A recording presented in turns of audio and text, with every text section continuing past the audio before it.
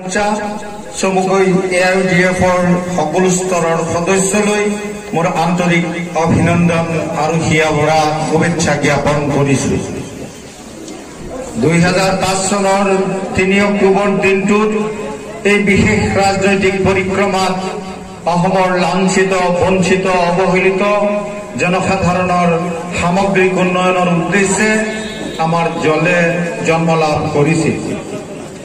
জন্মলগ্নৰে পৰা আমাৰ দলে সামাজিক ন্যায়, সমবিকাশ আৰু সম অধিকাৰ এই মূল মন্ত্ৰৰে আপোনালোকৰ সক্ৰিয় সহযোগিতাত দলে 20 বছৰত ভৰি দিলে।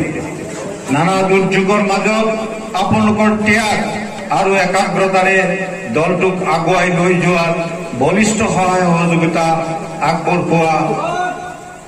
আগবঢ়োৱাৰ বাবে আজিৰ এই গৌৰৱোজ্জ্বল দিনটোত আপোনালোক আটাইলৈ উষ্ম অভিনন্দন জ্ঞাপন কৰিছো। আৰু এই দলৰ বাবে যিসকল লোক শ্বহীদ হল সেইসকলক আজিৰ এই পবিত্ৰ দিনটোত শ্ৰদ্ধাৰে স্মৰণ কৰিছো।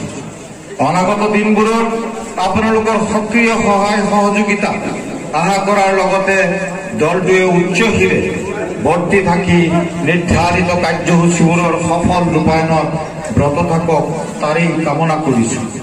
আল্লাহ ঈশ্বৰে আপোনালোকক সুস্বাস্থ্যৰে সুখী জীৱন দান কৰক। 3 অক্টোবৰ 2024 মৌলানা বদৰুদ্দিন আজমল, প্ৰাক্তন সাংসদ, ধুবুৰী লোকসভা সভাপতি, সংযুক্ত গণতান্ত্ৰিক মৰ্চা।